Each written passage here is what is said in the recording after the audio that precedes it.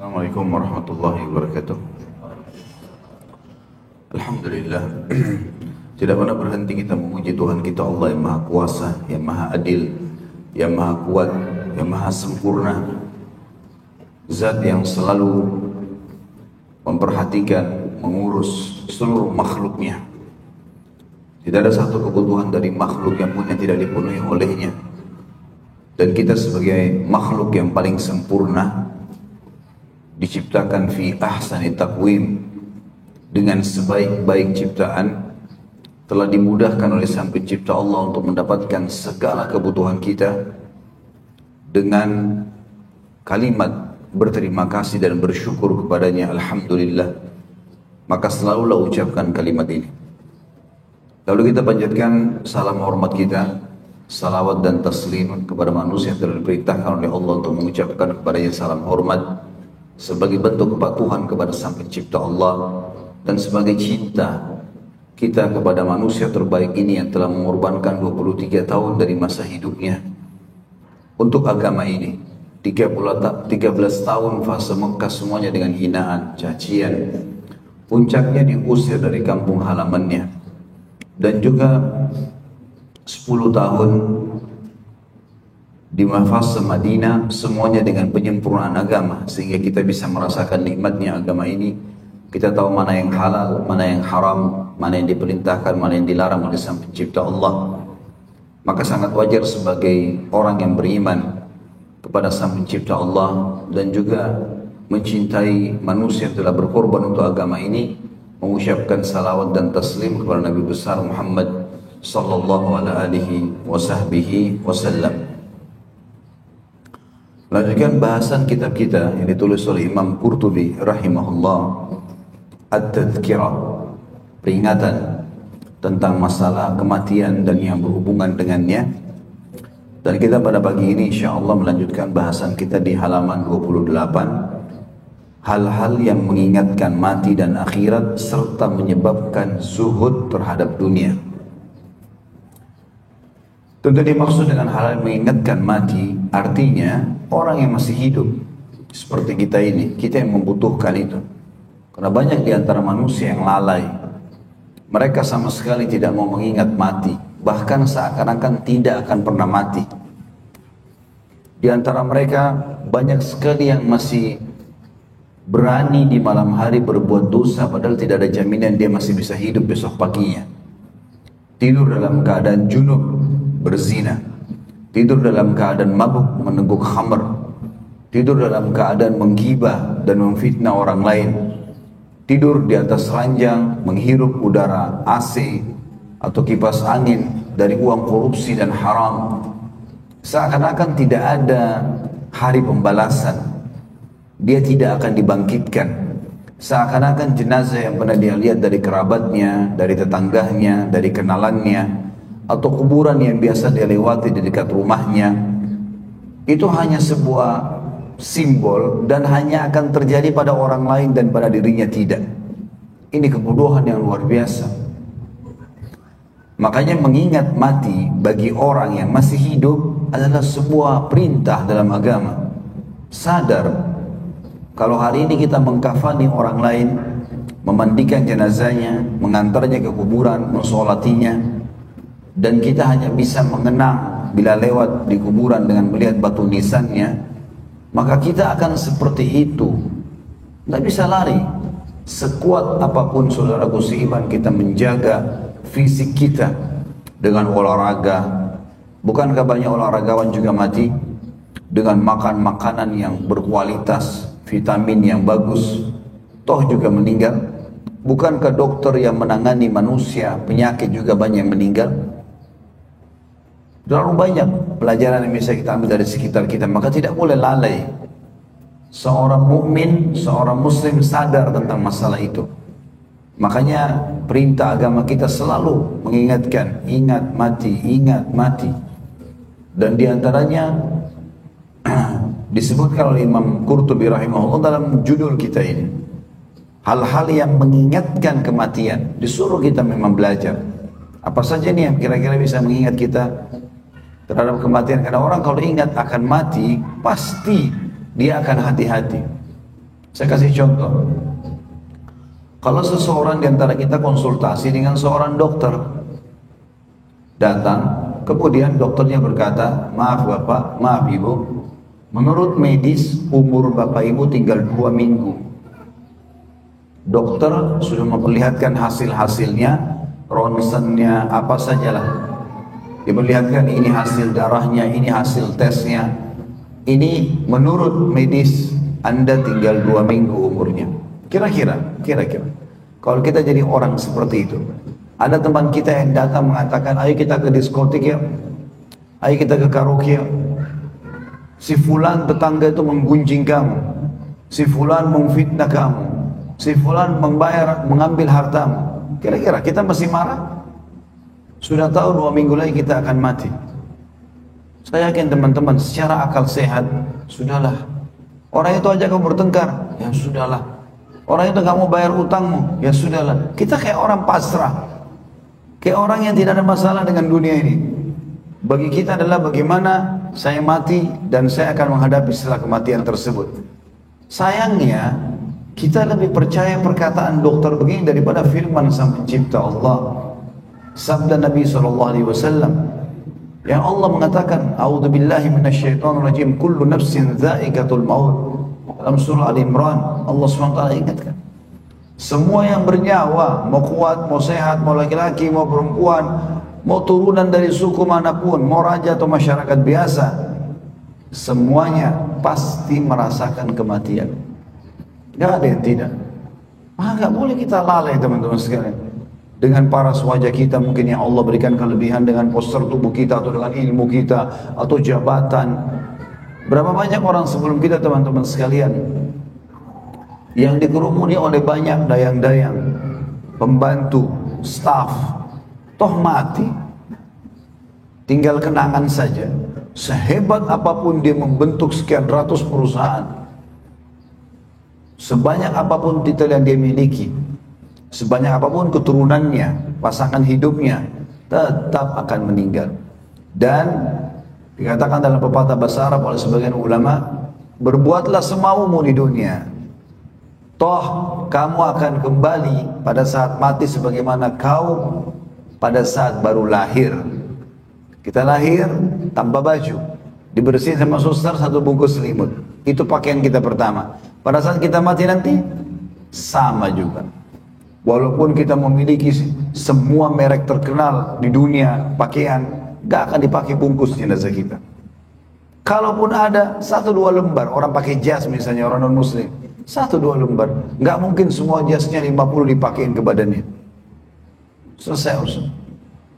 Maka itu hakikat, itu adalah sesuatu yang pasti, fakta depan mata. Bagaimana kita bisa lalai?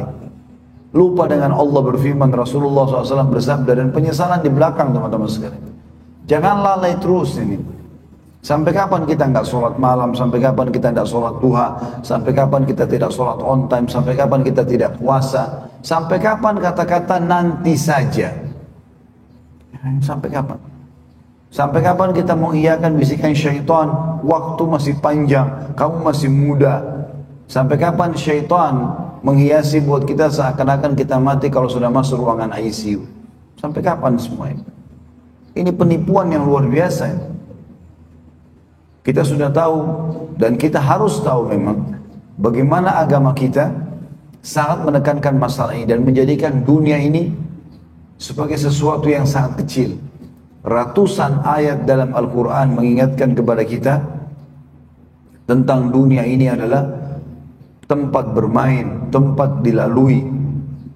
Dan sabda Nabi SAW, perumpamaan aku dengan dunia seperti seorang musafir penat, lalu dia dapat sebuah pohon, dia istirahat sebentar di situ. Setelah itu dia akan pergi. Syekh Utsaimin rahimahullah berkata, seorang muslim yang faham tentang masalah akhirat dan kematian, maka dia akan menjadikan dunia ini seperti WC-nya. WC kita masuk, buang hajat kita, lalu kita pergi. Dunia seperti itu. Datang, menyelesaikan tugas kita dari Sang Pencipta Allah, lalu kita pulang. Gak mungkin kita berlama-lama gitu ya. Bahasa-bahasa seperti ini sebenarnya bukan penghinaan, tapi penyadaran. Karena banyak orang tidak sadar teman-teman. Apalagi maaf, generasi teman-teman yang masih muda, merasa dirinya muda. Selalu saja syaitan hiasi standar godaannya. Kau masih muda, kau masih kuat. Nanti kalau orang tua itu buktinya ayah kamu sampai umur 70 tahun. Iya kalau iya sama. Banyak orang tua, umurnya 70 tahun, anaknya meninggal umur 20 tahun. Banyak sekali. Mati itu sesuatu yang misterius, tidak mengenal waktu, tidak mengenal siapa dia, tidak mengenal tempatnya, jabatannya, hartanya tidak dikenal teman-teman sekalian. Jangan lalai ini, sampai kapan kita mau lalai? Malas melakukan perbuatan-perbuatan ibadah, nyesal. Setiap hari buku amal kita ada. Jangan biarkan kosong. Penyesalan nanti terakhir teman-teman sekalian. Tiap hari ada waktu sholat 5 waktu. Tiap hari kita akan lihat di buku amal kita. Nih, hari Selasa pada tanggal sekian, sholatmu seperti ini. Nah, kalau ada yang bolong, bolong nih. Ini bolong, puasanya bolong, ininya bolong, zikirnya, apalah. Kita rugi. Dan ibadah itu, kalau sudah luput teman-teman sekalian dan kita tidak cerdas mengejarnya, tidak akan pernah bisa diperbaiki. Mustahil. Kalau antum tidak sholat malam, tahajud tadi malam misalnya, kena alasan ngantuk sama, syaitan semua mengatakan ngantuk, standar godaannya. Ngantuk, nanti besok mau bekerja, bangun lawan. Sampai kapan kita mau iakan? Syaitan akan bisikin yang sama sampai kita mati. Lawan, wudu, berdiri. Kata Nabi SAW, orang kalau sedang tidur maka syaitan mengikatnya dengan 3 ikatan. Kalau dia bangun, dia mengingat Allah, berzikir, baca doa bangun tidur, terlepas ikatan yang satu. Kalau dia wudu, terlepas ikatan yang kedua. Kalau dia sholat, terlepas ikatan yang ketiga. Maka engkau akan temukan orang tersebut paling bahagia pada harinya. Segar, sehat, idenya banyak. Resepnya bangun sholat tahajud dan subuh itu. Karena yang membuat kita ngantuk, siapa ini? Syaitan. Dan standar semua kita digoda. Sampai kapan kita mau iakan nih? Sampai kapan? Penyesalan loh. Kalau tadi malam kita tidak tahajud, maka pastikan Bapak Ibu sekalian kita akan menyesal itu pada hari kiamat. Karena tidak bisa diperbaiki lagi. Misal teman-teman sekarang berpikir, iya ya, mestinya saya sholat tahajud ya. Tapi kira-kira bisa kita minta sama Allah, ya Allah kembaliin saya di tadi malam saya mau sholat tahajud? Nggak bisa. Hari Senin, tanggal sekian, buku amalnya si fulan, fulana, kosong dari sholat malam. Nggak bisa diperbaiki. Kalau dosa, kita masih bisa bertaubat kepada Allah, dimaafkan.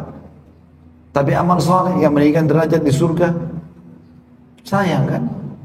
Teman-teman yang sudah pernah melalui proses kuliah misalnya di kampus, kalau coba review kembali, seandainya kita pada saat di kampus dulu berusaha untuk menjadi ranking juara 1, cum laude, berteman sama orang-orang baik, bagaimana hasil kita sekarang? Selama ini berapa banyak yang kita lalaikan pada saat di kampus? Begitu nanti kita sesali loh pada saat di hari kiamat. Coba dulu saya tahu duhaya, berapa lama sih menit itu? Sampai pernah ada satu orang ibu di zaman Nabi Nuh alaihissalam nangis-nangis anaknya meninggal dunia.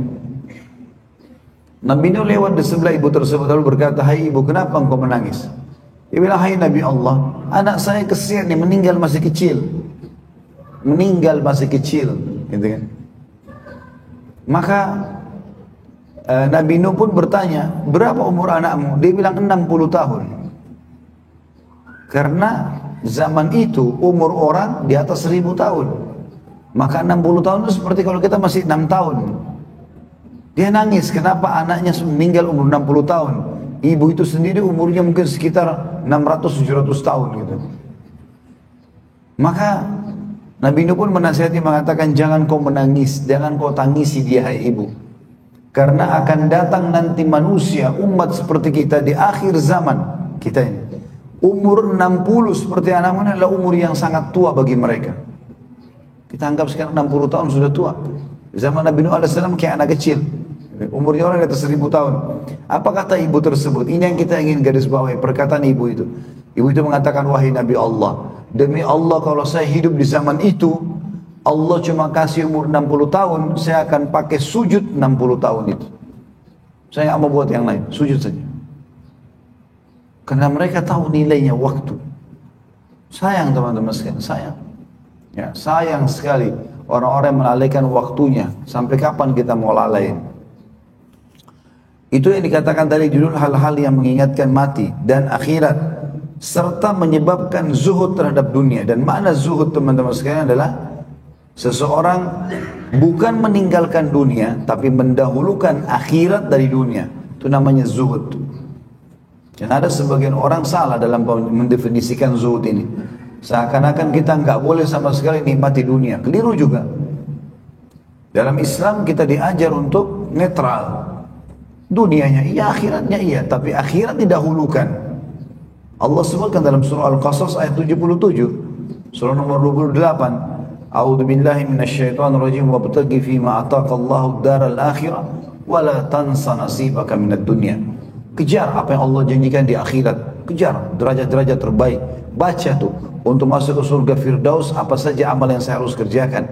Apa yang dikerjakan oleh Abu Bakar, Umar, Uthman, Ali, Talha, Zubair, Sa'ad bin Abi Waqqas, Abdurrahman bin Auf, Sa'id bin Zaid. Apa yang mereka lakukan sehingga mereka dapat jaminan surga dari Nabi SAW? Mereka manusia biasa seperti kita. Contohi, ciplak hidupnya. Bukan mustahil kita bersama-sama dengan mereka, gitu kan? Itu harus kita lakukan.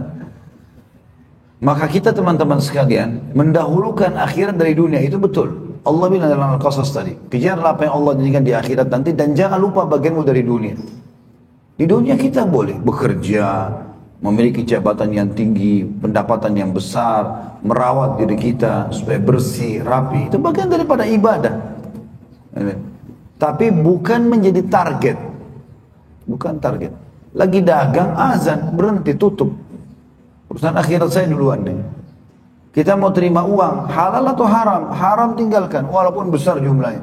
Enggak, ini urusan akhirat saya. Enggak main-main soal itu. Dan memang kita tidak boleh main-main teman-teman sekalian. Enggak boleh kita main-main. Banyak kisah salafus saleh yang luar biasa bagaimana mereka hati-hati sekali dalam masalah seperti ini. Yang menggelitik saya betul-betul kisah para salafus saleh di antara sahabat, di antaranya adalah Umar bin Khattab radhiyallahu anhu.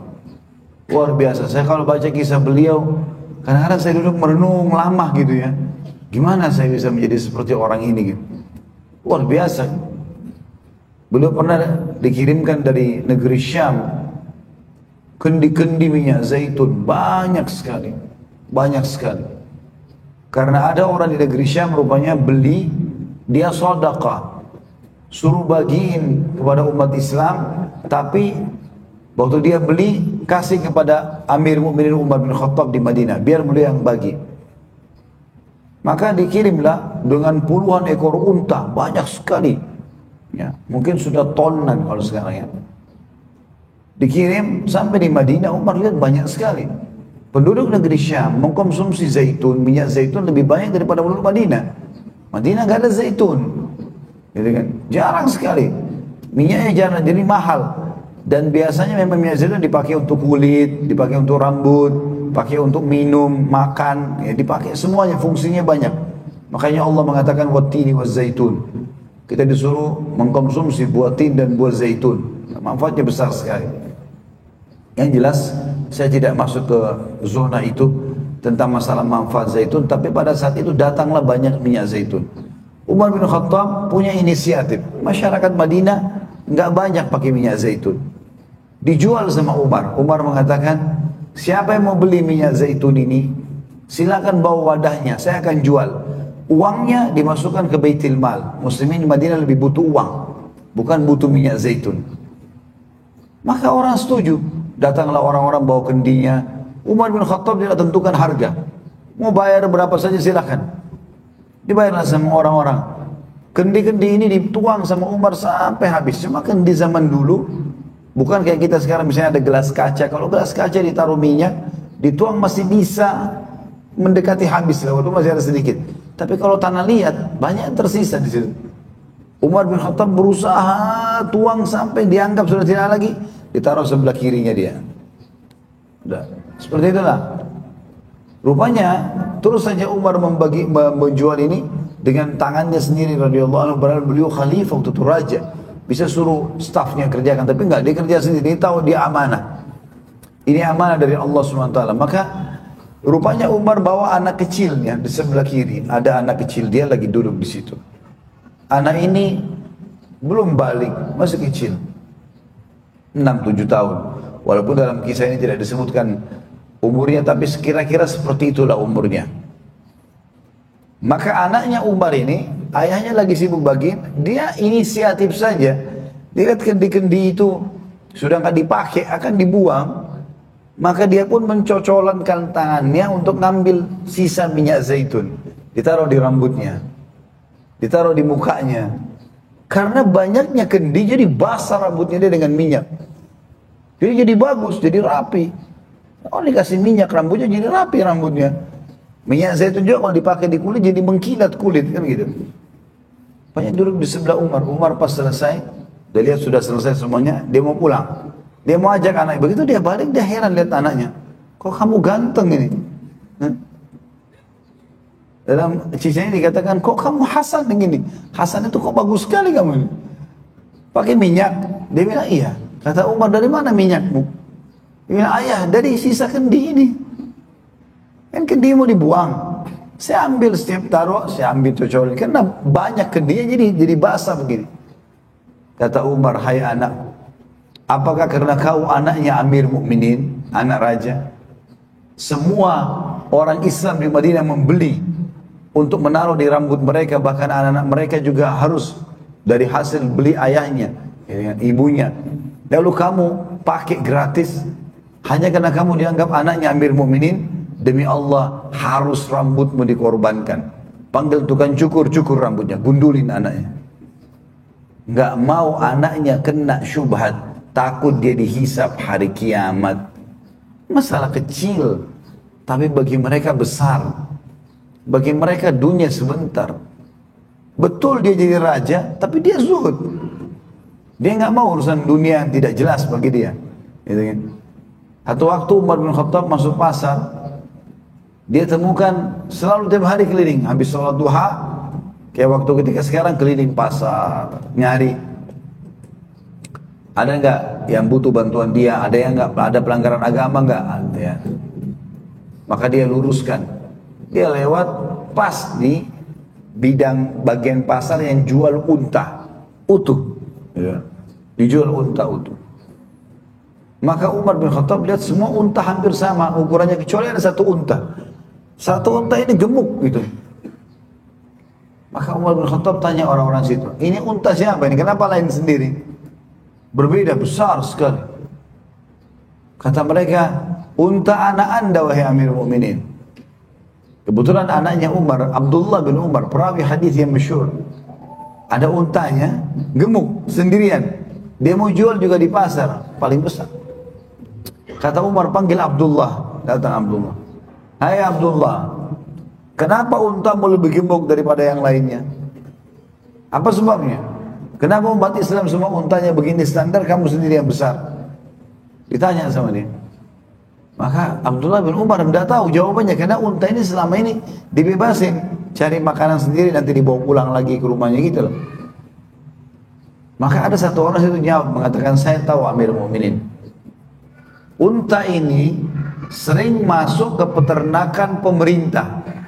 Jadi rupanya zaman dulu, zaman Nabi SAW dan zaman Khulafaur Rasyidin, masih ada sistem yang rapi dalam masalah zakat hewan ternak. Jadi kalau kita punya sapi 30 ekor, kita harus keluarin 1 ekor sapi. Kalau kita punya 5 ekor unta, maka kita keluarin 1 ekor unta. Kalau kita punya 40 ekor kambing, kita punya 1 ekor kambing. Jadi zakatnya peternakan itu hewan ternak itu sendiri kan. Maka karena banyaknya orang menzakati hewan-hewan ternak mereka, maka oleh Rasulullah SAW dibuat peternakan khusus untuk hewan zakat dan hewan sedekah. Ada juga orang beli kuda nih, udah saya beli jantan dan betina, silakan diternak oleh pemerintah. Nanti diperbanyak, kalau ada jihad dipakai, gitulah. Jadi kumpul semua. Nah ini karena pemerintah yang tangani, maka unta sama kudanya digemuk-gemuk, gitu kan? Kan tidak untuk dijual, memang untuk umat, gitu lah. Oh ada yang mau datang beli silakan, nanti lagi begitulah, ya. Dikelola dengan sistem yang lebih rapi. Rupanya unta Abdullah bin Umar sering lewat di situ. Dia lihat unta-unta lain makan, rupanya unta ini masuk ke dalam peternakan itu, dan orang tahu ini untanya anaknya Umar. Anaknya bin Umar tidak ada yang berani tegur. Gara-gara unta ini tiap hari mampir di situ makan, jadi gemuk. Kata Umar apa? Wahai Abdullah, untanya anaknya Amir Mukminin. Gara-gara itu untamu tidak ada yang berani menahannya masuk ke tempat yang haram dia makan. Demi Allah mulai hari ini unta bukan punyamu. Dijual sama Umar, uangnya dimasukkan ke Baitul Mal. Pekahnya luar biasa gitu kan. Hati-hati sekali. Karena bahaya memang. Makanya beliau sendiri juga mengatakan hasibu anfusakum qabla an tuhasab. Hisab diri kalian sebelum kalian menuju ke akhirat, nanti dihisab oleh Allah Subhanahu wa taala. Harus hati-hati. Memang harus kita peka. Walaupun orang menilai kita ini orang kritis sekali, ini masuk restoran tanya halal enggak? Wajar itu. Daripada masuk yang haram. Ada orang yang tawarkan sebuah proyek, mana sistemnya, lihat dulu. Ada ribanya enggak? Ada gharornya enggak? Enggak ada, kita ikut. Kalau enggak mau. Apapun janjinya, enggak bisa. Gitu kan? Maka harus dia menolaknya. Kalau enggak, hisabnya hari kiamat berat. Makin besar pelanggaran, maka makin besar hukumannya. Jangan main-main soal itu. Orang berzina sekali beda hukumannya dengan orang zina 10 kali. Orang bohong sekali dengan orang bohong 10 kali beda hukumannya. Jangan disamain. Jangan lalai. Ya. Karena kita memang berbuat dosa. Allah Subhanahu wa taala tidak selamanya orang buat dosa sekali langsung dihukum. Allah masih kasih kesempatan dia taubat, tapi kebodohan dia lalai.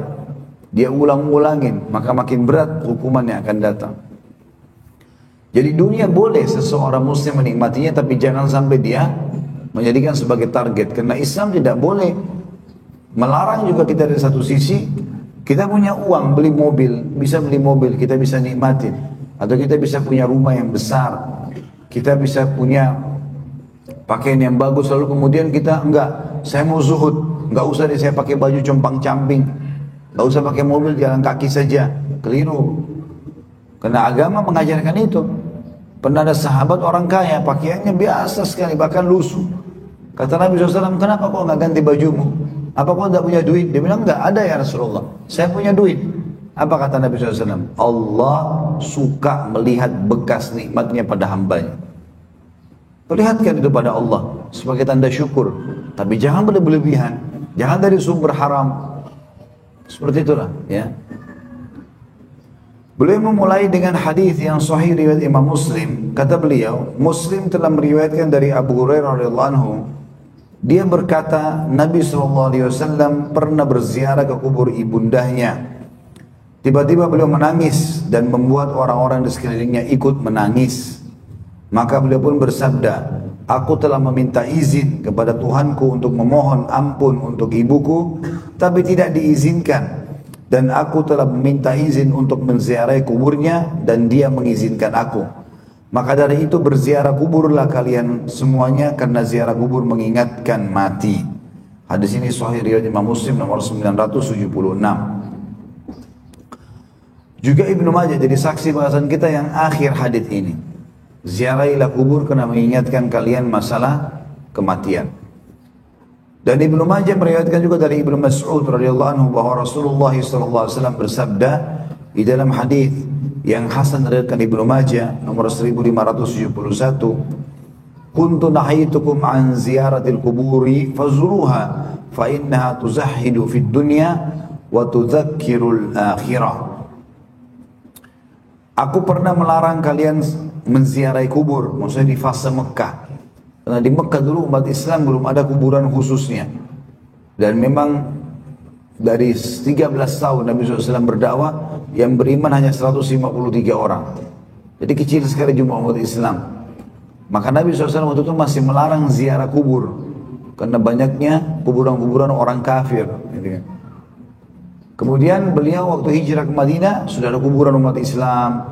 Satu Madinah semuanya muslim waktu itu, kecuali orang-orang Yahudi yang tidak mau masuk Islam. Maka Nabi SAW mengatakan, dulu di Mekah aku pernah larang kalian ziarah kubur, maka sekarang ziarahilah. Karena ziarah kubur itu menyebabkan sikap zuhud terhadap dunia dan mengingatkan akhirat, membuat kita sadar. Mengingat akhirat ini teman-teman kebahagiaan loh sebenarnya. Kita kalau tahu dan yakin Di akhirat ada surga, ada kehidupan abadi. Dan mati adalah sebuah pintu untuk menuju kepada kehidupan abadi itu. Maka kita akan selalu jadikan akhirat sebagai target. Dan itu akan membahagiakan kita karena lagi sakit parah, oh ini cuma dunia. Lagi ditipu orang, oh ini cuma dunia. Sebentar, dan memang betul apa adanya, semua akan ditinggalkan kok. Separah apapun sesuatu yang menimpa seseorang di antara kita teman-teman, itu akan kita lalui. Bagi seorang muslim itu akan dilalui. Pernah ada sahabat, kata Nabi SAW, besok akan masuk dari pintu ini, seseorang ahli surga. Maka para sahabat mau tahu kenapa, apa sebabnya ini orang-orang ini dianggap ahli surga. Mereka nggak bertanya pada hari itu, besok pagi mereka tunggu, besok siang mereka tunggu. Rupanya masuk satu orang sahabat yang tidak begitu dikenal. Lalu Nabi SAW waktu lihat dia berdiri, kemudian salaman. Lalu orang itu berkata, ya Rasulullah, doakan saya. Kata Nabi SAW, semoga kau menjadi ahli surga. Maaf, semoga Allah menjadikanmu pendampingku di surga Firdaus. Doanya Nabi ini luar biasa bobotnya. Bukan cuma semoga kau jadi ahli surga, semoga kau menjadi pendampingku di surga Firdaus. Orang ini bukan sahabat yang dikenal, gitu kan? Maka Abu Hurairah penasaran mengatakan, ya Rasulullah, apa orang ini buat sampai anda doakan begitu bersama dengan anda di surga? Kata Nabi SAW, orang ini lapang dada dan zuhud terhadap dunia. Lapang dada. Apa saja di dunia ini kalau luput ya sudahlah, bukan jadi beban. Pengen sekali makan makanan tertentu, habis ya sudahlah, makan yang ada. Toh juga makanan sama, judulnya sama loh. Kita harus kembali kepada judul, jangan kembali kepada substansial judul. Itu penting. Kita bahas misalnya masalah surga. Surganya yang menjadi target. Masalah nanti penjelasan, ada istananya, ada dayang-dayangnya, ada, itu perincian. Dijelaskan, tidak dijelaskan, ini targetnya. Neraka. Neraka judulnya. Jauhi neraka. Tidak usah kita tunggu dulu dirincikan neraka itu, jenis siksaannya, orang riba begini, zina begini, baru kita mau takut. Enggak, judulnya ada, tinggalkan itu, kan gitu. Jadi kita harus kembali ke situ. Dunia, judulnya dunia. Apapun yang berhubungan dengan masalah dunia sudah diingatkan agama, maka anggap dia sebagai tempat lewat saja, selesai. Apapun yang berhubungan dengannya secara semesta itu sudah jelas, seperti itulah. Ini judul namanya. Sama dengan manusia. Manusia sama, casingnya beda. Oh ini gemuk, oh ini Arab, oh ini bule, oh ini Melayu. Casing, judulnya apa? Manusia. Sama punya dua mata, punya satu otak, punya sama, dua tangan, dua kaki, sama, manusia. Casingnya beda. Seperti itulah. Kemudian juga sama, misal makanan, judulnya makanan. Maka variasi yang berbeda, ini kari, ini rendang, itu casing. Kalau lagi kita pengen ayam goreng nggak ada, yang ada tempe, tempe lah dimakan, selesai. Itu namanya zuhud terhadap dunia. Jadi bukan menjadi target utama. Kalau ada, alhamdulillah, ada judulnya sama. Ujung lidah saja yang membedakan. Kalau sudah masuk ke tenggorokan, selesai urusannya. Akan dikelola oleh tubuh, akan jadi nutrisi tubuh dengan sendiri. Seperti itu. Jadi kita jangan terpengaruh dengan selalu banyak masuk substansial yang tidak perlu. Sampai dalam ayat Al-Quran Allah mengingatkan masalah itu. A'udzubillahi minasyaitonir rajim. Ya ayyuhalladzina amanu la tasalu an asya'in tubda lakum tasukum. Hai orang beriman, jangan terlalu banyak kalian rinci bertanya. Nanti kalau ditetapkan oleh Allah jadi sulit buat kalian. Bani Israel waktu diperintahkan oleh mereka, lihat ada satu orang mati dalam surah Al-Baqarah. Al-Baqarah kan sapi betina. Sebab dinamakan surah Al-Baqarah gara-gara ini. Jadi ternyata ada satu orang mati, mereka nggak tahu siapa yang bunuh nih. Nabi Musa masih hidup bersama mereka. Didatangi Nabi Musa AS. Hai Nabiullah, kami mau tahu siapa yang bunuh orang ini. Karena ini orang tiba-tiba tergeletak di pinggir jalan, nggak ada yang tahu siapa yang bunuh. Nggak ada juga orang yang ngaku, nggak ada orang yang lihat. Mungkin dari wahyu bisa anda tahu. Musa alaihissalam berdoa kepada Allah. Allah ingin menguji keimanan Bani Israel. Apa kata Allah kepada Nabi Musa? Suruh mereka sembeli sapi. Lalu potong, ambil bagian potongan daging sapi itu, tepukin ke orang mati itu akan bicara siapa yang bunuh dia.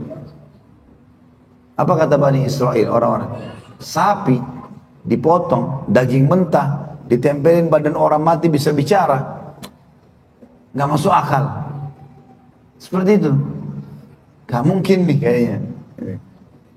Maka apa yang mereka lakukan? Mereka memutar balikan fakta. Hai Musa, kira-kira sapi seperti apa? Tanya. Kira-kira warnanya apa? Maka akhirnya Allah SWT persulit buat mereka. Sapi yang kuning keemas-emasan, belum pernah dipakai membajak, dan setiap orang lihat pasti suka. Kan jadi rumit. Kata para ulama tafsir, kalau Bani Israel di hari pertama atau pertanyaan pertama mereka sudah langsung ambil sapi mana saja, walaupun sapi pincang, jantan betina kah, anak sapi kah, sapi besar kah, disembeli, mereka lakukan, selesai urus. Tapi karena banyak bertanya jadi rumit. Jadi rumit. Orang beriman subhanallah yang dapat perintah agama langsung jalankan, maka luar biasa bagi dia. Masuk akal atau tidak masuk akal buat kita. Maka dia menerimanya dan dia mengamalkan, maka akan mudah hidupnya. Pernah satu kali Nabi SAW bersabda dalam hadis yang sahih riwayat Imam Bukhari, sesungguhnya ada orang-orang sebelum kalian dari Bani Israel, dia pernah memfungsikan atau memerintahkan sapinya bukan yang biasa dikerjakan oleh sapi tersebut. Jadi kayak membajak sawah, tarik gerobak, bukan itu, ditarik untuk yang lain, pakai yang lain. Maka sapi itu bicara dalam bahasa manusia, mengatakan aku tidak diciptakan untuk ini, kata sapinya. Ada beberapa sahabat Nabi yang hadir di masjid bilang begini, subhanallah ya Rasulullah, sapi bisa bicara bahasa manusia. Penyampaian Nabi ini. Apa kata Nabi SAW? Aku, Abu Bakar dan Umar percaya itu. Masuk akal gak masuk akal, itu penyampaian Allah. Aku, Abu Bakar dan Umar percaya itu. Ada satu Arab Badui masuk Islam Bapak Ibu sekalian gara-gara itu. Rupanya dia lagi gembala dombanya di Madinah. Orang Badui dekat kota Madinah. Waktu dia lagi gembala dombanya, ada satu serigala datang nangkap satu domba, digigit lehernya, ditarik karena dombanya lebih besar badannya daripada serigala ini. Maka dia kerepotan untuk narik. Si penggembala ini kejar, dapat, karena nggak bisa lari si serigala. Maka dia pun menarik dombanya dan masih hidup. Kemudian serigala itu tiba-tiba pakai bahasa Indonesia, pakai bahasa manusia. Dia mengatakan, bertakwalah kepada Allah, kenapa kau ambil rezeki yang sudah Allah tentukan untukku? Kata si orang Badui tersebut, kok bisa kau bicara bahasa manusia? Kata serigala tersebut, apa kau mau saya beritahukan sesuatu yang lebih mengherankan? Dia bilang, iya, apa itu? Kata si serigala tersebut, orang ini belum beriman ya, masih kafir. Maka dia mengatakan, sungguh aneh bagi manusia seseorang yang diutus oleh Allah namanya Muhammad sallallahu alaihi wasallam di Madinah. Serigala mengatakan sallallahu alaihi wasallam di Madinah memberitahukan kepada manusia tentang hukum-hukum Allah sang pencipta, lalu mereka masih mengkufur dan mengatakannya sebagai penyihir. Maka penggembala tersebut tidak pakai banyak bicara, ditinggalkan serigala tersebut, diambil dombanya, dia pergi ke Madinah lalu beriman kepada Nabi alaihi salatu wasallam dan menceritakan hal tersebut kepada Nabi alaihi salatu wassalam. Dan Nabi sengaja kumpulkan para sahabat untuk lihat nih kejadian. Jadi memang masuk akal tidak masuk akal, agama itu memang diterima. Memang itu konsep. Dan jangan pernah teman-teman sekalian masuk ke konsep protes. Bahaya sekali memprotes ini. Apalagi kalau menggunakan kata mengapa Allah. Mengapa Allah. Mengapa ini bahaya sekali. Mengapa Allah ciptakan laki-laki sama perempuan saja? Kenapa tidak ada jenis kelamin yang ketiga? Mengapa mata saya cuma dua? Kenapa nggak ada dua lagi di belakang? Supaya bisa lihat depan dan belakang. Mengapa kuping cuma dua? Mengapa lubang hidung cuma dua? Mengapa gigi terbagi-bagi? Mengapa lidah cuma satu? Mengapa? Ini jadi masalah buat mengapa nih. Dia bingung sendiri nanti. Allah mengatakan, maka kerjakan. Ada hikmah, gak ada hikmah, ya sudah. Gitu kan? Kita tinggal tahu, oh ini janjinya, kita kerjakan. Seperti itulah konsep orang beriman. Kita masuk sekarang ke hukum ziarah kubur bagi laki-laki dan perempuan. Menurut kesepakatan ulama, kata beliau, ziarah kubur bagi kaum laki-laki hukumnya sunnah. Adapun bagi kaum wanita hukumnya diperselisihkan. Baik para remaja putri, ya, bagi para remaja putri yang masih gadis, yang masih muda, keluar ke kuburan adalah haram, kata beliau. Ngantar jenazah nggak boleh. Perempuan yang masih muda-muda, apalagi tidak tertutup auratnya, orang memikul jenazah mau ingat akhirat. Kalau ada perempuan di situ, nanti akhirnya bukan ingat akhirat, ingat dosa. Ya. Maka harusnya dia tidak ikut pada saat mengantar jenazah. Sedang para wanita tua, maksudnya tua di sini tentu bukan lagi anak remaja. Mungkin dia sudah berumah tangga, mungkin dia sudah berumur, dia mau ambil pelajaran, maka mereka dibolehkan keluar ke kuburan dan mubah hukumnya. Manakala keluarnya terpisah dengan kaum laki-laki, tanpa ada perselisihan pendapat mengenai mengenai dibolehkan dalam hal ini insyaallah ta'ala. Dengan demikian maka sabda Nabi SAW ziarahi kubur adalah bersifat umum. Adapun mengenai tempat dan waktu yang dikhawatirkan timbul fitnah dikarenakan berkumpulnya kaum laki-laki dan kaum perempuan, maka umumnya tetap tidak boleh dan tidak halal. Yakni manakala seorang laki-laki keluar ke kuburan untuk mendapatkan pelajaran, tiba-tiba melihat seorang wanita lalu dia pun tergoda sehingga terjadi fitnah, atau sebaliknya, maka masing-masing laki-laki dan wanita itu mendapat pahala dan sekaligus dosa. Hal itu jelas, wallahu alam. Jadi kita reviewkan lagi, kalau sholati jenazah laki-laki dan perempuan disunnahkan, pahalanya besar. Ngantar jenazah bagi perempuan tidak dibolehkan kalau dia masih remaja. Umumnya juga dikatakan kalau orang tua pun bisa dilarang, bisa terlarang kalau dia bercampur baur dengan laki-laki. Karena orang kalau pikul jenazah buru-buru ngambil pelajaran, gitu kan. Dan memang kebanyakan kaum laki-laki yang diperintahkan karena mereka pemimpin dalam rumah tangga. Mereka kalau sudah faham tentang masalah akhirat bisa kontrol istri dan anak-anaknya, bisa ingatkan mereka, gitu kan. Maka ziarah kubur, mengantar jenazah ini hukumnya sudah disepakati oleh para ulama. Tidak dibolehkan bagi remaja, ya, wanita, dikhawatirkan bisa menjadi fitnah bagi kaum laki-laki. Apalagi kalau tidak pakai jilbab, dengan alasan ini cucunya si mayit, ini anaknya si mayit, ini ponakannya, akhirnya bertumpah baur sama ya orang-orang laki-laki yang sedang mengantar, atau bahkan ngobrol-ngobrol nanti di kuburan, kenalan, apalagi sampai pacaran. Banyak orang begitu. Tidak ada sama sekali keimanan dalam hati sampai bisa pacaran di kuburan. Biasa di Indonesia kan begitu. Kuburan bukan jadi tempat peringatan, malah tempat buat maksiat.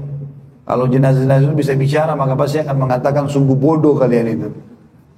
Kami ini sudah merasakan dan butuh dengan satu pahala, kalian malah menumpuk dosa. Andai dia bisa bicara, dia akan sampaikan itu tentunya, gitu kan.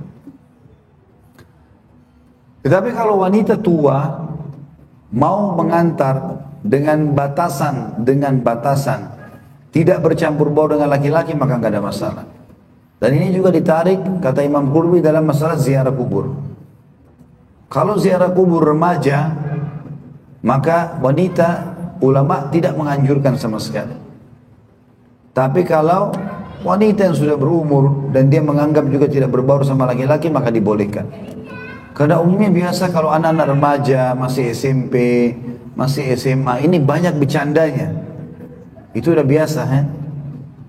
Jadi kita jangan heran teman-teman kalau kita sudah kuliah atau sudah tamat kuliah, Kita lihat adik-adik kita yang masih SMP, SMA, kadang-kadang hal-hal yang mungkin bagi kita tidak lucu tapi mereka tertawa. Ya, biasa lihat ya. Kadang-kadang mereka tepuk-tepukan, mereka bercanda. Kalau kita dengar, apa yang membuat mereka ketawa nih? Ada saja. Kadang-kadang sendal temannya saja sedikit kelipat ketawa. Kadang-kadang ini ketawa. Aneh-aneh gitu ya. Tapi itu alam mereka. Maka ini bukan tempatnya di kuburan. Kuburan tempatnya mengingat akhirat. Bukan untuk itu kan. Wanita pun sudah berumur, ziarah kuburnya dikasih batasan oleh para ulama, kata beliau, itu dengan tidak berbaurnya dengan laki-laki. Kalau desak-desakan, penuh di situ, akhirnya terjadi fitnah, makanya nggak boleh juga. Jika perlu digarisbawahi, teman-teman, dari tulis di buku ini saya tambahkan saja. Sebagian ulama mengatakan ziarah kubur itu pun bisa dengan dua cara. Ziarah ke pintu gerbang kubur dan memberikan salam secara umum, itu bagian. Atau datang ke kuburan tersebut mendekatinya. Ini dua-dua dikerjakan oleh Nabi SAW. Tapi yang umum, kalau ziarah secara umum, Nabi sering menziarahi kuburan Baqi di hari-hari tertentu, kuburan para sahabat. Beliau cuma berdiri di pintu gerbangnya, lalu beliau memberikan salam untuk semua. Tidak datangi satu persatu kuburan itu. Tapi kalau ngantar jenazah, beliau datang ke kuburan itu secara khusus. Maka ini semestinya sunnah harus kita terapkan, teman-teman sekalian. Jadi tidak selamanya ziarah kubur itu harus datang berdiri di depannya. Tapi Nabi SAW contohkan lebih banyak datang ke pintu gerbang, ucapin salam secara umum, tidak satu-satu didatangi. Dan juga beliau datangi kuburan tersebut kalau memang ada pengantaran jenazah. Baru beliau datang ke situ secara khusus. Walaupun ulama mengatakan boleh, bukan tidak boleh kita kalau datangi kuburan ibu kita, kuburan ayah kita, kita datang, saudara kita, nggak ada masalah. Tapi kita bicara umumnya. Jadi misal gini, contoh teman-teman keluarganya ada di kubur, misalnya di kuburan mana, di sini Karet ya, misal contoh dekat kuburan Karet di sini. Dia lagi lewat nih, kebetulan dia tinggal misalnya di Tanah Abang, dia kerja di Cawang misalnya. Dia bolak-balik tiap hari kan lewatin tuh kuburan. Nah sekarang setiap kali lewat dia bisa dapat pahala ziarah kuburan walaupun dia di mobilnya, walaupun di motornya. Dia mampir di atas mobilnya, di depan pagar, lalu dia ucapin salam kepada mereka. Kemudian dia jalan. Itu sudah termasuk ziarah kubur. Dan boleh masuk ke dalam. Tapi kan mungkin kalau turun, parkir, waktu lama, maka bisa kita dapatkan pahala itu. Karena baginda Nabi SAW pernah contohkan itu. Beliau ziarah kuburan Baqi dengan cara di pintu utama gerbangnya, lalu kemudian mengucapkan salam, lalu kemudian beliau pulang alaihissalatu wassalam. Dan beliau rutinkan sepekan 2 kali mendatangi kuburan Baqi itu. Kata beliau, sebagian ulama berpendapat bahwa kutukan Nabi Muhammad SAW terhadap para wanita yang menziarahi kubur terjadi sebelum ada rukhsah atau keringanan berziarah kubur. Adapun setelah beliau memberi rukhsah, keringanan, maka kaum laki-laki dan kaum perempuan masuk ke wilayah pekuburan. Tapi apa yang telah kami sebutkan terdahulu adalah benar-benar, adalah yang benar. Wallahu a'lam. Artinya dibedain mana remaja, mana orang tua dari wanita. Ya. Orang tua pun harus tidak boleh ada hal-hal yang berbaur atau menjadikan fitnah. Umumnya kaum remaja dilarang karena kaum remaja mana dikhawatirkan jadi fitnah bagi orang lain. Ya. Saya pernah melihat dengan mata kepala sendiri itu. Waktu saya masih di Makassar berapa tahun lalu, ada jenazah, saya kebetulan jadi imam di masjid itu, lalu sholat di jenazah itu. Setelah itu jenazah itu diangkat. Kami ikut sama beberapa ikhwah yang belajar waktu itu sama saya, ikut ngantar. Waktu kami keluar, rupanya kerabatnya si mayit ini ada banyak menunggu di luar pagar masjid. Dan banyak sekali perempuan. Dan banyak perempuan, bahkan perempuan yang masih muda-muda nggak pakai jilbab. Itu ikut, desak-desakan. Jenazah harus diantar cepat. Debu berterbangan. Mereka di sana sini. Dan anak-anak muda juga, laki-laki di belakang kami itu banyak sekali yang, maksudnya dari bahasa-bahasa mereka kelihatan lah. Umum. Ketemu sama lawan jenisnya, terbuka auratnya, maka mereka seperti sedikit cenderung untuk menggoda. Ya. Padahal lagi ngantar jenazah. Mungkin ini yang dimaksud oleh Imam Qurtubi rahimahullah. Efeknya ke sana. Ya, seperti itulah. Dan diriwayatkan juga dari Ali bin Abi Thalib radhiyallahu anhu bahwa dia pernah keluar ke kuburan. Setelah dekat dari kuburan maka dia berkata, "Hai ahli kubur, beritahu kami tentang keadaan kalian, atau kami yang memberi kabar kepada kalian. Adapun kabar dari kami bahwa hartamu telah dibagi-bagi, istri-istrimu telah menikah lagi, tempat tinggalmu telah dihuni orang lain."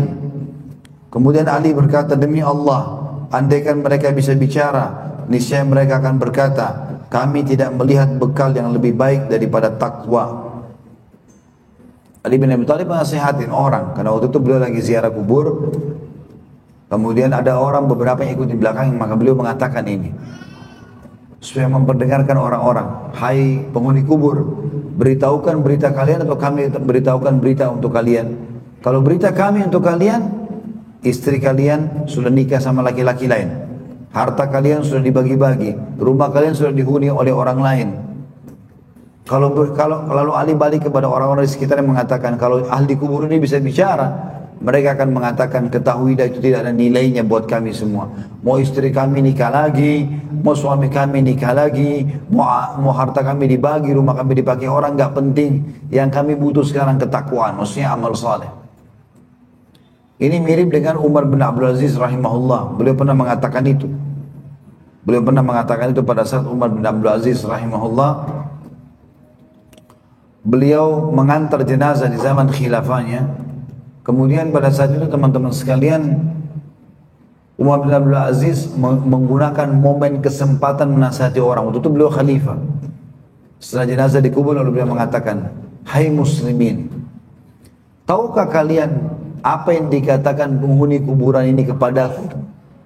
Kalau mereka bisa bicara, apa yang mereka bilang?" Maka orang-orang di belakang bilang, "Tidak tahu wahai Amir Mu'minin, apa yang dia akan katakan." Maka kata Umar bin Abdul Aziz, "Sungguh kuburan ini berkata, hai Umar, akulah penghancur mata-mata indah, kulit-kulit mulus, dan juga mencabut setiap bulu dari badan penghuni kuburan, penghuniku. Mata kita seindah apapun pada saat mati akan habis kelopak matanya. Isi matanya, bola matanya akan habis dimakan oleh tanah. Kulitnya akan hancur, rambutnya akan gugur semua. Aku adalah penghisap setiap darah. Aku adalah penghancur setiap otot dan mengeringkan setiap tulang." Maka hai Umar, apakah kamu tahu ya, apa yang membuat mereka di sini ketakutan padaku? Maka aku pun menjawab kepada kuburan, "Aku tidak tahu, ceritakanlah." Maka kuburan berkata, "Semua pelanggar hukum-hukum Allah akan ketakutan padaku. Dan apakah kamu tahu siapa orang yang selamat dariku?" Maka kata Umar, "Aku tidak tahu, sampaikanlah." Lalu kemudian kuburan itu berkata, seakan-akan berkata padanya, "Yang selamat adalah orang yang selalu bertakwa dan patuh kepada Allah." Ya kan? Maka ini teman-teman sekalian pelajaran yang luar biasa. Ya. Ada dua orang pernah bertengkar. Kalau saya tidak salah di sini ada kisahnya ya. Ada dua orang pernah bertengkar teman-teman sekalian, memperebutkan tanah. Satu tanah dianggap masing-masing mengklaim miliknya dia. Pada saat dia lagi bertengkar, maka ada satu orang lewat lalu berkata, "Coba seandainya ada batu di tanah ini yang bisa berbicara, memberhentikan pertikaian itu." Tiba-tiba ada batu situ bicara, batunya lagi bicara, seperti batu gitu bicara. Lalu dia mengatakan, dia sebenarnya tanah tapi mengeras. Ini kata Imam Qurtubi, di buku ini saya yakin ada, karena saya pernah temukan di buku ini. Mungkin belum kita lewati atau sudah kita lewati yang lalu, Allahu a'lam. Tapi yang jelas dia mengatakan, batu atau tanah itu pun berbicara. "Untuk apa kalian berdua bertengkar?" Ini kisah nyata. "Untuk apa kalian berdua bertengkar? Tahukah kalian siapa aku ini? Aku ini adalah dulu seorang raja terkenal di zamanku. Dulu aku seorang raja yang besar." Gitu kan? Kemudian berjalan waktu aku meninggal dan dikubur di kuburan kerajaan. Setelah aku dikubur di kuburan kerajaan, berjalan waktu, kerajaanku musnah, datanglah penguasa yang baru, semuanya rata dengan tanah, bangunanku, kuburanku, semuanya. Kemudian mulailah datang orang menggali-gali tanah tersebut, diangkatlah bagian tubuhku yang sudah menjadi tanah, lalu dimasukkan ke tempat pemanasan api, lalu kemudian dijadikanlah aku sebagai ditembikar tanah yang hitam yang bisa dipakai, lalu jadilah aku ya dinding rumah, jadilah aku tempat minum, ya, bejana minum, kendi. Kemudian berjalan waktu, pemilikku si kendi ini pecah, aku jatuh pecah, lalu aku dibuang, berbaurlah aku dengan tanah yang lain. Berjalan waktu, ada lagi orang datang mengelola tanah tersebut, lalu diambillah, lalu aku dijadikan sebagai dinding bangunan. Setelah itu hancurlah aku, bangunan tersebut hancur lebur bersama dengan yang lainnya, dan ini sekarang tanah. Inilah aku adalah dulunya raja, sekarang menjadi tanah yang tidak ada nilainya. Ini peringatan terjadi. Seperti itu teman-teman sekalian. Artinya semua ini akan berlalu. Jangan sampai dijadikan sebagai sebuah target. Juga dikatakan Abu Al-Atiyah atau Al-Atahiyah, ya, pernah bertutur indah dalam syairnya, sungguh menakjubkan apabila manusia memikirkan, mengoreksi diri dan menghitung-hitung kesalahan, sadar diri penuh pemahaman, dan niscaya mereka tinggalkan dunia, menyeberang ke negeri lainnya. Bukankah dunia ini bagi mereka sekedar jembatan menuju ke sana, maksudnya akhirat. Tidak ada kemuliaan yang patut dibanggakan selain kemuliaan orang yang takwa. Esok saat berkumpul mereka di padang mahsyar yang perkasa, hendaklah manusia sekalian menyadari benar tentang kenyataan itu, bahwa takwa dan kebajikan adalah sebaik-baik harta simpanan. Kita masuk ke subbahasan yang lain, pengaruh ziarah kubur terhadap hati manusia. Kata para ulama rahimahumullah, tidak ada nasihat yang lebih efektif terhadap hati manusia selain ziarah kubur, terutama terhadap hati yang keras. Ada 4 cara bagi orang yang berhati keras bila hendak mengobatinya. Yang pertama, menghentikan diri dari kebiasaan-kebiasaan buruk dan beralih menuju majlis ilmu. Ya, seperti Bapak Ibu hadir insyaallah ini. Majlis ilmu, melunakkan hati kita, guna mendengarkan nasihat dan peringatan, ancaman tentang neraka dan anjuran beramal saleh untuk masuk surga, dan hikmah-hikmah tentang kisah orang-orang saleh. Karena semua itu dapat melunakkan hati dan menyembuhkannya dengan cepat. Hadir sekali majelis ilmu teman-teman, luar biasa efeknya. Bisa satu kisah, satu ayat, satu hadis mengubah hidup kita menjadi orang yang baik sampai kita meninggal. Itu luar biasa. Makanya jangan tinggalkan majelis ilmu. Buat simbol tidak ada hari tanpa ilmu. Gak bisa hadir di majelis, dengarkan. Alhamdulillah ceramah kami ini ada 100 ceramah per bulan teman-teman sekalian. Satu minggu bisa 25 judul ceramah kami sampaikan. Live di Instagram dan YouTube kalau lagi berhalangan, lagi di kantor. Ibu-ibu lagi masak di rumah, keluarganya, sampaikan. Ada ini Instagram, ada Facebook ini, ikutin. Dari pagi sampai malam, 3, 4 sampai 5 jadwal biasanya kami isi. Maka seminggu bisa 25, sebulan bisa 100 jadwal. Selalu review, selalu ikuti. Baik sekali Bapak. Tentu bukan cuma saya, siapa saja di antara para duat yang mungkin Allah mudahkan mereka punya ya, ilmu agama yang bisa disampaikan dengan ikhlas sesuai dengan wahyu Al-Quran dan Sunnah, panduan para sahabat ridwanullahi alaihim, sehingga bisa menyentuh. Dan majelis ilmu yang luar biasa itu menyentuh, ya, karena targetnya bukan untuk dipuji, targetnya supaya bagaimana orang sadar dan jadi amal jariah. Saya dulu di sini saya targetkan Bapak Ibu jadi amal jariah buat saya, mengamalkan. Selesai, saya dapat amal jariah, itu targetnya. Bukan yang lain. Apa gunanya pujian orang? Untuk dikatakan ceramahnya bagus, ustaznya bagus, kecil sekali itu. Selalu rendah. Tinggalkan keluarga, tinggalkan istri, tinggalkan anak, tinggalkan apa yang saya bisa bersantai di rumah hanya untuk dipuji oleh orang. Bodoh benar. Semoga Allah jauhkan. Niat kita bukan begitu. Majelis ilmu itu penting sekali. Apalagi majelis ilmu yang betul-betul baik niatnya mau menyampaikan kepada manusia hukum Allah, dengan berharap itu justru membantu si penyampai untuk mendapatkan derajat tinggi di surga. Maka itu besar sekali buat dia dan buat orang yang mendengarkan. Saran beliau, orang yang hatinya keras, yang pertama majelis ilmu.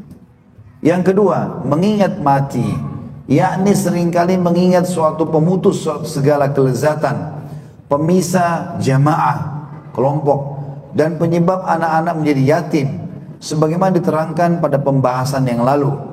Dikisahkan bahwa seorang wanita mengadu kepada Aisyah radhiyallahu anha tentang kekerasan hatinya. Maka nasihat Aisyah Ummul Mukminin radhiyallahu anha, sering-seringlah mengingat mati, niscaya hatimu akan lunak. Wanita itu melaksanakan nasihat tersebut sehingga hatinya benar-benar lunak. Akhirnya dia datang lagi untuk menyampaikan terima kasihnya kepada Aisyah radhiyallahu anha. Bahkan para ulama mengingat mati itu mengatakan mengingat mati itu bisa mencegah dari kemaksiatan, melunakkan hati yang keras, menghilangkan rasa bangga terhadap dunia, dan meringankan rasa derita dalam musibah-musibah di dunia. Nabi SAW pernah membuat kotak, pulang dari masjid habis sholat pakai tongkat beliau, buat kotak besar, anggaplah seperti meja ini. Lalu Nabi SAW mengatakan, ini kotak kehidupan manusia. Artinya ada batas hidup dia. Lalu beliau garis dari bawah, lurus melewatin, memotong garis kotak itu, terus sampai lewatin garis yang di atasnya, melewatin. Kata beliau SAW, apa ini perumpamaan yang sangat luar biasa. Ini angan-angan manusia melampaui garis hidupnya. Semuanya mau dikejar, gitu kan. Lalu Nabi SAW menarik dengan keras. Tadi itu cuma di garis biasa, ini enggak, dengan keras sampai beberapa tanah terbongkar. Beliau tarik dari sisi kanannya, kena garis kotak itu, kemudian memotong garis yang panjang tadi. Tapi beliau tidak lanjutkan sampai ke ujung, cuma di sisi saja. Dan tanahnya banyak bongkar. Kata Nabi SAW, dan ini kematian yang akan memutus angan-angannya. Habis ceritanya. Berapa banyak teman-teman sekalian keluar mandi rapi, pakai motor yang bagus, mobil yang bagus. Mungkin dia nggak nabrak orang, dia ditabrak oleh orang. Mati lah. Orang hanya mengenang, oh si fulan, ya sudah. Oh ini dulu bajunya, oh itu celananya, oh itu sepatunya, oh itu mobilnya, oh itu rumahnya. Dan itu tidak akan berjalan lama, teman-teman sekalian. Nggak akan bertahan lama. Mungkin ayah kakek kita atau kakek-kakek kita dulu sudah tidak ada rumahnya. Mana rumahnya? Begitu aja kita nanti. Rumah yang kita beli, lama-lama dibagi warisan, lama-lama dibeli orang lain, lama-lama begini dan begitu, ayo sampai habis. Dunia begitu, hanya kenangan. Ya akan bersama kita amal yang selalu teman-teman lalaikan. Sholatnya malas, tunda-tunda, asal jadi saja tidak khusyuk, malas, tidak mau zikir pagi sore, nggak mau baca Al-Quran, nggak mau ada di majelis ilmu. Ini sampai kapan mau lalai-lalai terusin? Ya. Yang ketiga, menyaksikan orang yang akan meninggal dunia. Kalau ada kesempatan, ini juga di poin kedua ini pernah ada seorang salafus saleh teman-teman. Beliau selalu menggali liang lahat di belakang rumahnya dan masuk ke situ. Masuk ke dalam, duduk sebelum tidur malam. Itu saja berapa menit, kemudian beliau masuk kembali lagi ke tidur di kamarnya. Gara-gara itu gak pernah tinggalin sholat tahajud. Gara-gara itu dia masuk liang lahatnya sendiri. Itu luar biasa. Ya. Saya pernah adakan pelatihan teman-teman sekalian di Makassar waktu itu. Di Jakarta juga berapa kali pernah saya adakan pelatihan itu. Di masjid saya bicara masalah kematian kurang lebih 2 jam. Masalah kematian, huru haranya segala macam hadis-hadisnya, proses kematian orang beriman, proses kematian orang fasik, orang kafir, segala macam. Setelah itu saya minta panitianya, tolong panitia galikan liang lahat di sebelah masjid, lubang saja 1 kali 2 meter. Kebetulan waktu itu masjidnya memang ada tanah, ya. Kayak ini kan mungkin padat dengan bangunan ya, tapi itu tanah ada. Saya minta geranda jenazah disiapin, saya minta kain kafan dengan seluruh perlengkapan jenazah juga disiapin. Habis selesai ceramah saya bilang, Bapak Ibu Ada kebetulan waktu itu di masjid yang saya tablik akbar, di lantai 2 ada perempuan akhwatnya, ada panitia akhwat. Sudah saya sampaikan sebelumnya ada pelatihan ini. Lalu saya bilang, Bapak Ibu kita akan coba ya, pelatihan menjadi jenazah 5 menit. Ada yang mau ikut? Ada satu bapak berdiri. Saya Ustaz. Baik. Bapak nanti naik di sini ada meja mungkin 2 kali dari ini ya, lebih besar dari ini. Di situ ditaruh kain kafannya oleh panitia. Saya bilang Bapak nanti naik ke atas meja ya. Ini kain kafan akan kami bungkus badannya Bapak. Tapi saya minta satu. Kalau Bapak sudah baik, tutup matanya, renungi Bapak sudah meninggal. Seakan-akan sudah mati. Anggap kalau sudah mati lah. Renungi seperti itu. Bisa Ustaz. Baik. Nanti apapun yang saya ucapkan Bapak renungi. Baik Ustaz. Naiklah dia.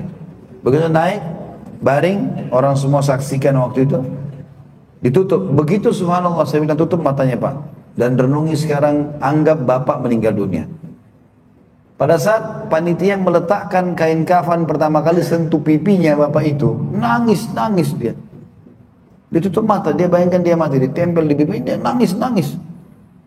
Kemudian ditutuplah, diikat sampai kakinya, diikat bagian perutnya, tangannya pun kami letakkan di atas dada gitu kan, kiri di bawah dan kanan di atas. Lalu saya bilang, Pak, sekarang teman-teman panitia sedang membungkus jenazahnya Bapak, badannya Bapak ini.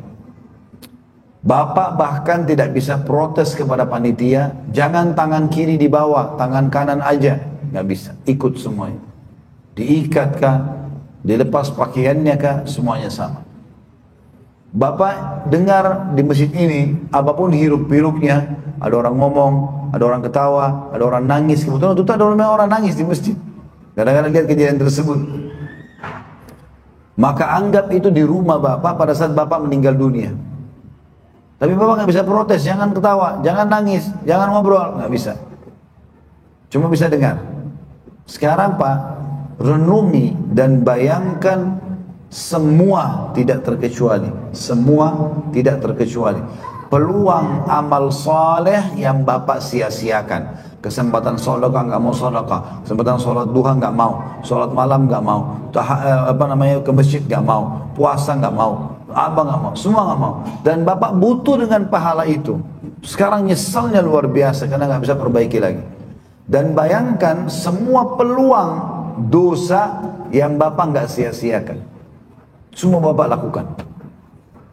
Ada kesempatan bohong, zina, riba, nipu semua dibuat. Dan Bapak nggak sempat taubat. Dan Allah akan hukum Bapak sekarang. Itu dia nangis Bapak itu. Luar biasa dia terisak-isak. Sampai banyak jemaah masjid nangis waktu itu. Terus saya bilang, Pak, jenazahnya Bapak kami akan angkat sekarang di geranda jenazah. Taruh di geranda. Resapi Pak. Tubuh Bapak tersentuh geranda ini resapi. Dan bayangkan bentuknya. Ya. Naiklah. Kemudian saya bilang sekarang kami akan bawa Bapak ke liang lahat. Kebetulan di sebelah kanan masjid waktu itu. Jalanlah. Begitu jalan saya bilang, pakai mic, saya kembali ikut. Pak, ini detik-detik terakhir Bapak bersama kami. Renungi itu. Jalan sampai ke sebelah masjid. Liang lahatnya saya sendiri turun. Saya buatin gumpalan tanah. Lalu saya taruh di situ. Kemudian saya suruh turun. Ayo kita turunkan. Bapak jangan buka mata. Turun. Kemudian turunlah. Saya ikut pada saat itu saya turun lalu diletakkan menghadap kiblat. Gitu ya. Seperti ke liang lahat apa adanya. Setelah itu saya bilang semua panitia keluar. Tutup. Pakai kain. Jadi gelap. Terus saya bilang, Pak sekarang buka matanya. Kami sudah tidak ada di dalam liang lahat itu. Dia sendiri Bapak itu. Renungi. Inilah tempatnya Bapak sekarang. 1 kali 2 meter. Rumahnya Bapak yang mewah, mobilnya yang mewah, keluarganya segala macam sudah nggak ada. Sekarang Bapak sendiri. Sebentar lagi kami akan tutup kuburan ini dan Bapak akan ditanya oleh malaikat tentang pertanyaan yang bisa menentukan Bapak selamat atau tidak di akhirat. Sudah selesai, saya diamin mungkin sekitar setengah menit. Dan baik Pak, sekarang kami akan keluarkan Bapak. Kita tidak tutup tentunya. Dengan tanah dan dibuka kain tersebut kita keluarkan bantu dia. Itu tuh dia keluar dari liang lahat teman-teman sekalian sempoyongan Bapak ini. Jalan kayak orang pusing gitu. Saya pegang, saya bawa ke masjid di depan mihrab begini duduk melantai. Waktu itu kami melantai. Terus saya bilang, Pak ini tolong ceritain ke jamaah bagaimana rasanya jadi jenazah 5 menit. Itu dia pegang mic gemetar. Ustaz, saya tobat Ustaz, saya durhaka sama orang tua, saya enggak sholat, saya begini. Dia cerita keburukannya sambil nangis, sambil tutup mata, seakan-akan di masjid ini enggak ada orang. Mungkin kalau tidak terjadi itu tadi dia enggak mau ceritain. Tapi dia sendiri cerita, kita tidak minta cerita sih sebenarnya, cuma pengalaman dia rasakan. Dia merasa menyesal kenapa dia lakukan semua perbuatan itu. Udah selesai, orang kedua coba, orang ketiga coba, sampai 5-6 orang. Yang akhwatnya ada 1 orang yang coba di atas, ibu-ibu pingsan.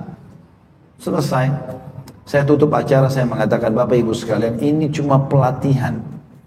Kita masih bisa pulang ke rumah loh. Tapi demi Allah satu waktu Bapak Ibu dibungkuskan kafan tidak akan kembali. Sekarang masih ada kesempatan. Masih bisa perbaiki kalau ada kesalahan ibadah yang kurang. Masih bisa bertobat kalau punya dosa. Kesempatan. Jangan sia-siakan itu. Memang begitu teman-teman. Jadi mati itu bisa membuat kita jadi sadar tentang siapa kita, kenapa kita ada di muka bumi ini, pelanggaran kenapa harus kita segera bertaubat darinya, itu harus segera. Yang ketiga yang bisa melunakkan hati manusia selain majelis ilmu dan mengingat kematian adalah menyaksikan orang yang akan meninggal dunia. Kalau tadi kita mengantar jenazah itu, ya. Kalau ini enggak, kita menyaksikan kalau ada orang lagi mau sakarat dan kita kesempatan bisa datang melihatnya, itu bagus sekali. Ya. Dikatakan menyaksikan orang yang akan meninggal dunia, memperhatikan orang mati dan menyaksikannya ketika sedang sakarat, serta mengamati perubahan raut muka dan tubuhnya setelah benar-benar mati. Semua itu akan dapat memutus kerinduan hawa nafsu kepada kelezatan-kelezatan yang dapat melindungi dan dapat melindungi hati serta mengusir kesenangan-kesenangan amarahnya. Bahkan menahan pelupuk mata dari tidur, menahan tubuh dari bersenang-senang, dan membangkitkannya untuk terus beramal dengan lebih bersungguh-sungguh. Dikisahkan pula Al-Hasan Al-Basri rahimahullah pernah berkunjung kepada seseorang yang sedang sakit. Ternyata orang itu sedang dalam sakaratil maut. Al-Hasan melihat betapa susah dan pedih yang dialaminya. Maka dia pun pulang ke rumah dengan perubahan roman muka. Tidak seperti ketika berangkat. Keluarganya menyapa, ingin makan? Semoga Allah merahmatimu. Maka dia mengatakan, hai keluargaku, jawab Al-Hasan, kalian sajalah yang makan dan minum. Demi Allah baru saja aku melihat kematian yang untuknya aku berbuat selama ini, sampai aku mengalaminya sendiri kelak. Hasan Basri ini teman-teman dikenal dengan orang yang suka sekali mengingatkan kematian. Selalu setiap hari bahasanya, ingatlah mati, apalah, nasihatnya masalah itu selalu. Di antaranya beliau pernah ngantar jenazah, ada 1 anak muda di sebelahnya. Hasan Basri sambil menasihati, sambil jalan sambil berzikir. Berzikir, apalah ya, subhanallah, alhamdulillah, wa la ilaha illallah, Allahu akbar, seterusnya begitu ya, berzikir.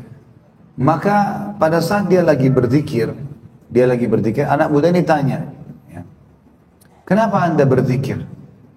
Hai imam ini kayak kita kiai, kenapa anda berzikir? Lagi ngantar jenazah, apakah ada perintahnya gitu kan? Maka kata Hasan Basri, wahai anak muda, berzikirlah. Ini bukan karena ngantar jenazahnya berzikir, tapi berzikirlah kamu. Kenapa? Karena yang sedang kita antar ini sudah tidak bisa berzikir. Maka ini nasihat. Dan seandainya kalau dia bisa hidup sekarang, dia akan berzikir. Hasan Basri selalu mengingatkan orang tentang masalah seperti itu.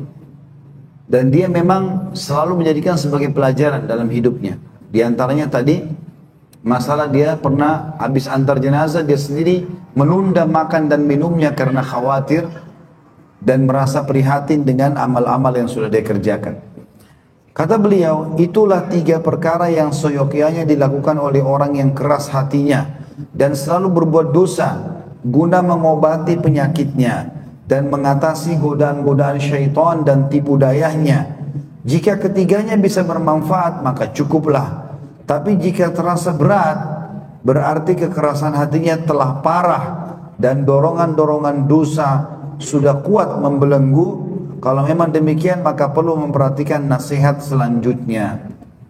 Kalau tadi 3 hal ini, hadir majelis ilmu sudah bisa lunak hatinya, atau dia mengingat kematian, dia bayangkan kalau orang mati atau dia mati, sudah cukup. Ataupun dia mengingat orang yang sedang sakarat, gitu kan? Maka ini sudah cukup bagi dia, alhamdulillah. Kalau tidak, masih juga dia merasa kenapa kok saya masih malas sholat ya. Maka kata beliau, dilengkapkan dengan yang keempat, yaitu menziarahi kubur orang-orang yang sudah meninggal dunia. Akan dapat memberinya apa-apa yang tidak bisa diberikan oleh obat yang pertama, kedua, dan ketiga tersebut di atas. Oleh karena itulah, maka Nabi SAW bersabda, berziarah kuburlah kamu semua, karena ziarah kubur dapat mengingatkan mati dan akhirat, serta menjadikan zuhud terhadap dunia. Hal itu karena obat yang pertama hanya berupa mendengar dengan telinga, kalau majelis ilmu. Yang kedua hanya berupa pemberitahuan kepada hati kemana manusia akan kembali. Adapun yang ketiga berfungsi sebagai ancaman dan peringatan ketika menyaksikan secara langsung orang yang akan meninggal. Dan begitu pula dengan menziarahi kubur kaum muslimin yang telah meninggal, berarti melihat dengan mata kepala. Maka kedua obat yang terakhir ini lebih efektif daripada pertama dan kedua. Tentu kalau orang bisa menggabungkan semua jauh lebih baik, ya. Bukan berarti orang ziarah kubur cukup lalu tinggalkan majelis ilmu, tidak begitu. Tapi dia maksudnya adalah yang paling efektif adalah masalah ziarah kubur tadi. Dan dalam hal ini Nabi SAW bersabda dalam hadis yang diriwayatkan oleh Ibnu Abbas radhiyallahu anhu, "Laisal khabaru kal muayyanah." Berita tidaklah seperti hal melihat dengan mata kepala. Kendatipun demikian, mengambil pelajaran dengan cara menyaksikan keadaan orang yang akan meninggal dunia tidak bisa dilakukan setiap saat. Bahkan peristiwa kematian itu sering tidak bertepatan waktunya dengan orang yang ingin mengobati hati, maka tidak bisa dilakukan kapan saja. Berbeda dengan ziarah kubur, adapun cara ini bisa dilakukan kapan saja secara lebih cepat, dan manfaat yang bisa diambil darinya pun lebih layak dan nyata. Maka bagi orang yang berniat ziarah kubur, hendaklah melaksanakan tata caranya yang benar dan menghadirkan hatinya dikala masuk ke pelatarannya. Jadi bukan sekedar berputar-putar mengelilingi nisan-nisan belaka, karena seperti itu bisa juga dilakukan oleh binatang ternak. Wa na'udzubillah. Orang yang berziarah kubur itu terlebih dahulu berniat untuk memperoleh ridha Allah, karena itu perintah. Memperbaiki kerusakan hatinya atau memberi manfaat kepada si mayit dengan bacaan Al-Quran yang dibaca di sisinya. Hal itu akan diterangkan lebih lanjut nanti insya-Allah. Perlu diperhatikan juga, hendaklah menghindari berjalan di atas kuburan atau duduk di atasnya ketika masuk ke kuburan, dan lepaslah sandal sebagaimana diajarkan dalam beberapa hadis. Tak lupa juga ucapkan salam. Lalu berbicaralah kepada ahli kubur seolah-olah berbicara kepada orang-orang yang masih hidup, yakni mengucapkan assalamualaikum dara qaumin mu'minin, yang artinya salam sejahtera atas kalian semua wahai penghuni negeri orang-orang yang beriman. Ini tentu diriwayatkan oleh Imam Muslim hadis ini. Demikianlah salam kepada ahli kubur yang pernah diucapkan oleh Nabi SAW, yang diucapkan dengan menyebut kata dar atau negeri ataupun rumah. Sedangkan dimaksud oleh para penghuninya, yang dimaksud adalah para penghuninya sebenarnya, orang-orang yang ada di kuburan itu. Maka dari itu beliau menyapa dengan ungkapan huruf kaf dan mim menjadi kum, ya. Assalamualaikum dara qaumin mu'minin. Kata ganti untuk berakal, yang berakal. Ketika orang Arab bisa menyebut nama tempat, sedang yang disebut ialah penghuninya. Kadang-kadang orang Arab menyebutkan nama sebuah tempat, tapi yang dimaksud adalah penghuninya. Misal, saya telah mendatangi, ya, Saudi, Indonesia. Maksudnya telah menemui penghuninya, ya, atau penduduknya. Apabila penziarah melewati kuburan mayit yang dia kenal, maka terlebih dahulu mengucapkan salam juga dengan ucapan assalamu alaika atau alaika assalam. Dalam kaitan ini At-Tirmidzi juga, Imam Tirmidzi telah meriwayatkan dalam kitabnya Jami' bahwasanya ada seorang laki-laki menemui Nabi SAW dan mengucapkan assalam, alaikassalam. Maka Nabi SAW menegur mengatakan, la taqul alaikassalam, fa inna alaikassalamu tahiyatul mayyit. Jangan kamu mengatakan alaikassalam, karena alaikassalam maksudnya untukmu keselamatan adalah penghormatan untuk mayyit. Hadis ini tentu sahih, diriwayatkan oleh Tirmidzi nomor 7402. Jadi dari sini teman-teman sekalian kita bisa ambil sebuah kesimpulan dulu dalam paragraf ini ya. Kalau yang dimaksud dengan beliau adalah orang kalau ziarah kubur harus ambil pelajaran, bukan hanya sekedar meramaikan, bukan hanya sekedar untuk mau ngetes ya, atau sekedar hanya sekedar melihat lokasi tersebut, atau bahkan ada orang menjadikan sebagai tempat untuk rekreasi, atau karena tidak enak sama temannya dan kerabatnya. Enggak, memang dia datang sana untuk mencari ridhonya Allah, karena ziarah kubur adalah sunnah Nabi alaihi salatu wassalam ya, sunnah Nabi alaihi salatu wassalam. Maka tentu saja ya, harusnya dia memahami masalah itu. Kemudian ada adab-adabnya, dalam hadis disebutkan lebih baik kalau kita membuka sandal, gitu kan. Ini sunnah Nabi SAW. Tapi kalau orang melihat memang misalnya becek, nggak bisa, ya, atau mungkin ada jalan khusus dibuat pakai paving block sekarang, jadi tidak menginjak-injak kuburan tersebut, maka itu juga sebagian ulama mengatakan tidak ada masalah. Tapi kalau dia mau buka adalah sunnah Nabi SAW. Kemudian juga termasuk tidak mengangkat suara, tidak menduduki kuburan, ya, tidak menginjaknya. Ini termasuk bagian dari sunnah Nabi SAW. Kata beliau, janganlah kalian duduk, ya, dan sholat di atas kuburan. Ini dilarang oleh Nabi SAW. Juga dalam hadis, kalau siapa yang mensolati jenazah dapat dapat seperti pahala gunung, satu gunung, dan siapa yang mengantar jenazah sampai selesai dimakamkan, dia berada di sekitar itu bernunggu, maka dapat satu gunung lagi pahala.